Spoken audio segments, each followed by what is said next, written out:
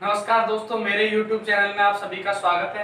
आज हम एक बेहद ही शानदार टॉपिक पढ़ेंगे जिसका नाम है correct form of the verb. तो आप हमारे वीडियो में अंत तक बने रहिए। यदि आपने हमारे चैनल को अभी तक सब्सक्राइब नहीं किया है तो चैनल को सब्सक्राइब कीजिए, बेल आइकन को दबाइए जिससे आपको आने वाली वीडियो की अपडेट प्राप्त हो सके, और वीडियो को लाइक और शेयर अवश्य कीजिए। तो देखो हम चालू करते हैं। Correct form of the verb. सबसे पहले ये जानने से पहले हमें नाम से ही पता चल रहा है करेक्ट यानी सही, फॉर्म यानी रूप, ऑफ यानी का, द वर्ब यानी क्रिया का। तो कहने का मतलब क्रिया का कौन सा रूप, सही रूप। हमें वाक्य में क्रिया का या तो जैसे कॉम्पिटेटिव एग्जाम्स होगी तो क्रिया का गलत रूप दे देगा और उसमें पूछेगा इसमें एरर है या नहीं है, या हमें ऑप्शन दे के भरवा देगा। और जैसे कि अपने बचपन की क्लासों में तो क्या है, भरने को देता है कि क्रिया अपनी गलत आएगी उसे अपन को सही भरना है। तो देखो अपन इसको चालू करते हैं। तो सबसे पहले इसे चालू करने से पहले एक बात जान लेते हैं कि जो correct form of the verb होती है वो हमारे टेंस पर आधारित होती है।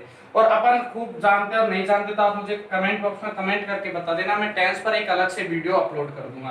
तो जैसे कि टेंस, और टेंस अपने होते हैं 3 प्रकार के। कितने प्रकार के होते हैं बच्चों? 3 प्रकार के। 3 में भी कौन कौन से होते हैं? प्रेजेंट टेंस, प्रेजेंट टेंस, अगला जैसे अपना होता है पास्ट टेंस, अगला तीसरा होता है फ्यूचर टेंस। ये अपने 3 टेंस होते हैं, प्रेजेंट, पास्ट और फ्यूचर। इन्हें 3 टेंस के भी अपने 4-4 भाग होते हैं। जैसे प्रेजेंट के 4 भाग होते हैं, पास्ट के 4 भाग होते हैं और फ्यूचर के 4 भाग होते हैं। तो वो कौन कौन से होते हैं तो देखिएगा। जैसे प्रेजेंट का पहला भाग होता है प्रेजेंट इंडेफिनिट टेंस,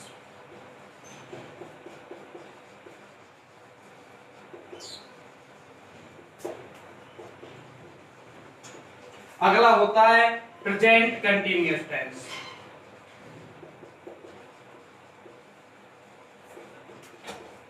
अगला होता है present perfect tense,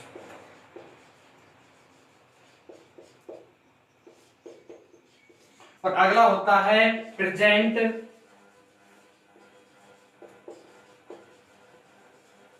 perfect continuous tense.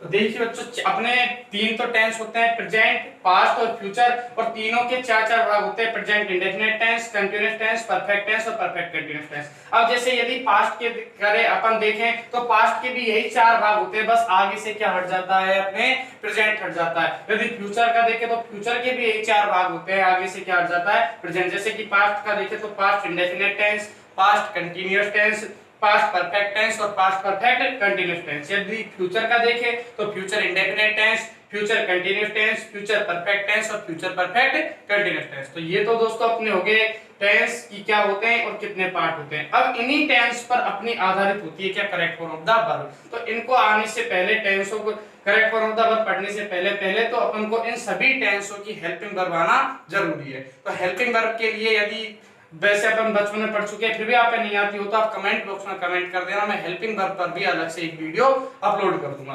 अब जैसे कि हम पहला टेंस पढ़ते हैं प्रेजेंट इंडेफिनिट टेंस। कौन सा टेंस पढ़ेंगे अपन? Present indefinite tense.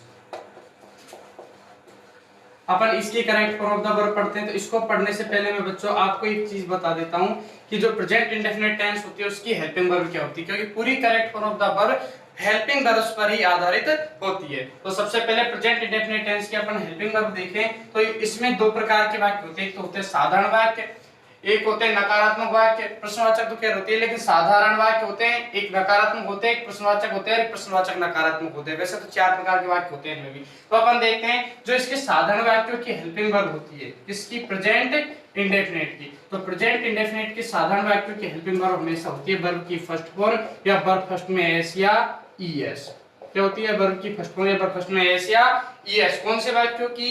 साधारण वाक्यों की। यही वाक्य होता है प्रश्नवाचक या नकारात्मक वाक्य। या तो प्रश्नवाचक वाक्य होता तो उसकी हेल्पिंग वर्ब हो जाती है डू या डज प्लस वर्ब की फर्स्ट फॉर्म, डू या डज प्लस वर्ब की फर्स्ट फॉर्म। यदि ये नकारात्मक वाक्य होता तो इसकी हेल्पिंग वर्ब क्या हो जाती? नकारात्मक। इसकी हेल्पिंग वर्ब हो जाती डू नॉट या डज नॉट प्लस वर्ब की फर्स्ट फॉर्म। देखो जो साधारण वाक्य की हेल्पिंग वर्ब क्या होती है? वर्ब की फर्स्ट फॉर्म है, वर्ब फर्स्ट में एस या ईएस। प्रश्नवाचक की डू या डज प्लस वर्ब की फर्स्ट फॉर्म, नकारात्मक वाक्य की डू नॉट या डज नॉट प्लस वर्ब की फर्स्ट फॉर्म। कौन से टेंस की? प्रेजेंट इंडेफिनिट टेंस की। अब बात ये आती है कि ये तो होती है प्रेजेंट इंडेफिनिट टेंस की, ये हेल्पिंग वर्ब होती है, लेकिन इनको यूज कैसे करना, लगाना कैसे, तो इसके लिए जैसे अपने जो कॉम्पिटिटिव एग्जाम्स होते हैं उनमें इस प्रकार क्वेश्चन आता, देखो जैसे he is always going to temple.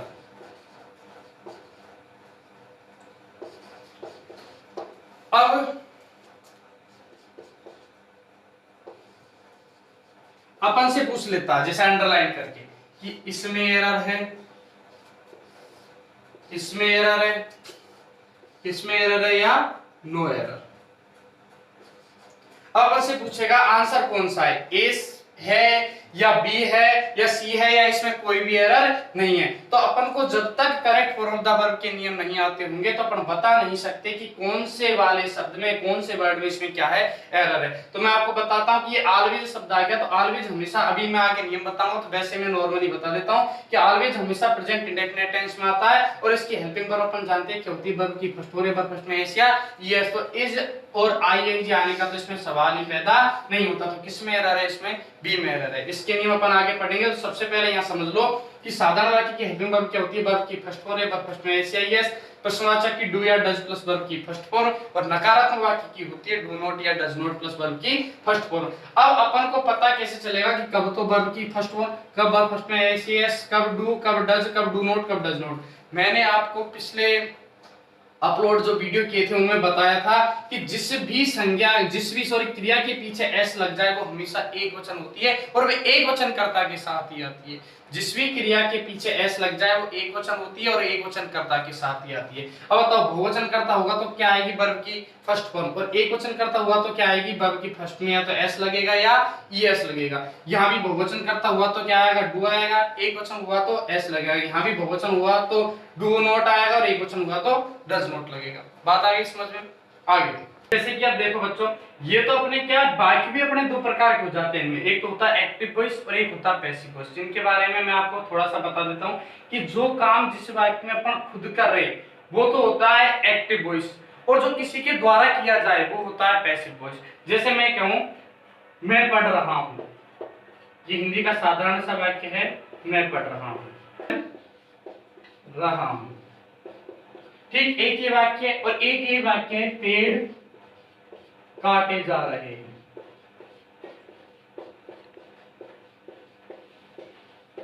देखो बच्चों, दोनों वाक्य है, मैं पढ़ रहा हूं, पेड़ काटे जा रहे हैं। आपको इनको देखकर लग रहा होगा ये सेम टेंस के वाक्य है क्योंकि इसमें रहा हूं आ रहा है, इसमें रहे आ रहा है। लेकिन एक वाक्य एक्टिव वॉइस का और एक वाक्य किसका है, ये पैसिव वॉइस का। कैसे कि इसमें देखो कि जैसे यहां मैं पढ़ रहा हूं, कौन पढ़ रहा है, मैं, तो काम कौन कर रहा है, मैं। लेकिन यह क्या हुआ, पेड़ काटे जा रहे हैं, मतलब किस पेड़ बताओ खुद कट लेते हैं क्या, नहीं, किसी के द्वारा काटे जाते हैं। तो जो काम किसी के द्वारा किया जाता है वो क्या होता है, पैसिव वॉइस, और जो काम खुद के द्वारा किया जाए वो क्या होता है, एक्टिव वॉइस। तो देखो मैं पढ़ रहा हूँ, खुद पढ़ रहा है, तो ये क्या हो गया, एक्टिव वॉइस। पेड़ काटे जा रहे हैं, किसी के द्वारा काटे जा रहे हैं, तो वो क्या हो गया, पैसिव वॉइस। तो इस बात को ध्यान रखना कि जिस भी वाक्य हो तो उसमें जो खुद कार्य करे तो वो तो है एक्टिव वॉइस और किसी के द्वारा कार्य किया जाए तो वो क्या होता है, अपना पैसिव वॉइस। तो इसमें भी आगे देखो कि यदि पैसिव वॉइस का वाक्य हो और प्रेजेंट इंडेफिनिट टेंस का हो तो उसमें अपन correct form of the verb क्या भरेंगे, क्योंकि प्रेजेंट इंडेफिनिट टेंस की पैसिव वॉइस होती है इज, आर या एम प्लस वर्ब की कौन सी फॉर्म, थर्ड फॉर्म। इस बात को ध्यान रखना बच्चों, हमेशा पैसिव वॉइस में वर्ब की कौन सी फॉर्म आती है, थर्ड फॉर्म। तो वाक्य एक्टिव वॉइस का होगा तो इनमें से अपन भर देंगे, और यदि वाक्य पैसिव वॉइस का होगा तो अपन क्या भरेंगे, इज या एम या आर प्लस वर्ब की थर्ड फॉर्म। बात आ गई समझ में? कोई दिक्कत किसी को? कि अगर आपको फिर भी इसमें दिक्कत आए तो आप बार-बार वीडियो को रिवाइव करके देख ले, और फिर भी कोई समस्या है तो कमेंट बॉक्स में कमेंट करके मुझे बता देना। तो ये सारी चीजें प्रेजेंट इंडेफिनिट टेंस में साधारण वाक्य की हेल्पिंग वर्ब क्या होती है, वर्ब की फर्स्ट फॉर्म या वर्ब फर्स्ट में एस या ईएस।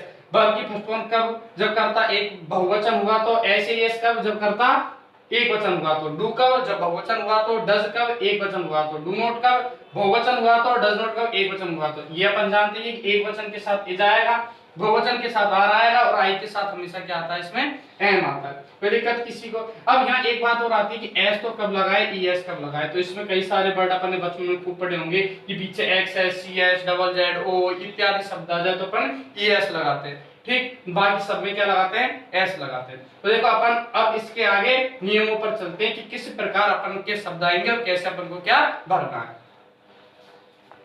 तो प्रेजेंट इंडेफिनिट टेंस के अपन एडवर्बियल्स देखते हैं। प्रेजेंट इंडेफिनिट कि किस प्रकार अपन को पता लगेगा कि जो दिया गया वाक्य है वह किसका है, प्रेजेंट इंडेफिनिट टेंस का। तो अपने कई सारे एडवर्बियल्स होते हैं, उनको याद करने में दिक्कत आती है, तो उन एडवर्बियल्स को मैं बहुत शॉर्ट ट्रिक में आपको बताता हूँ।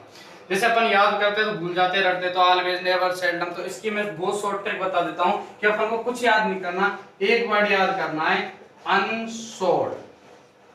ठीक, एक वर्ड याद करना है, ओनुज। एक वर्ड याद करना अपन को, HSRB। एक वर्ड याद करना है, OTTS। अब आप कहोगे ये क्या है इससे वर्ड? तो देखो इनसे अपन कई सारे वर्ड बना देंगे। क्या याद करना, अनसोल्ड, ओनुज, HSRB, OTTS। अब देखो इससे कैसे बनाएंगे। तो देखो ए से हमारा बन गया ऑलवेज। क्या बन गया बच्चों, ऑलवेज। एन से हमारा बन गया नेवर। एस से हमारा बन गया सेल्डम। ओ से हमारा बन गया ऑफ्टन। और डी से क्या बन गया हमारा, डेली। दोबारा देखो, ए से ऑलवेज, एन से नेवर, एस से सेल्डम, ओ से ऑफ्टन और डी से डेली। अब इस ओ से दोबारा बन जाएगा अपना ओकेजनली। क्या बन जाएगा, ओकेजनली। एन से बन जाएगा अपना नॉर्मली। यू से बन जाएगा यूजुअली। और जी से कौन सा वर्ड बन गया अपना, जनरली। अगला एच से अपना बन जाएगा हार्डली। एस से बन जाएगा स्केर्सली। आर से रेयरली। और बी से अपना बन जाएगा बियरली। ठीक, अगला जैसे ओ से ये होता है वंस या ट्वाइस या थ्राइस। और ऐसे अपन मान लेंगे समय। तो ये वर्ड याद करना बहुत आसान हो गया बच्चों। वैसे तो बहुत दिक्कत आ जाती है, ऑलवेज, नेवर। अपन ने इसको शॉर्ट ट्रिक में ले लिया। अपन को याद करना, unsold, always, never, seldom, often, daily, onus, occasionally, normally, usually, generally, HSRB, hardly, scarcely, rarely, barely, और OTTS वंस या ट्वाइस या थ्राइस प्लस समय। इसमें कुछ वर्ड और होते हैं, जैसे कि ये आ जाए ईच या एवरी प्लस टाइम, या आ जाए समटाइम्स या एट टाइम्स,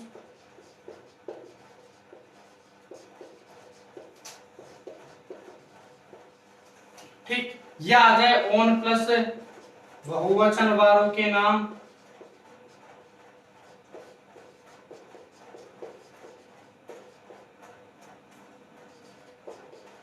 या आपके आ जाए इन the evening, in the morning.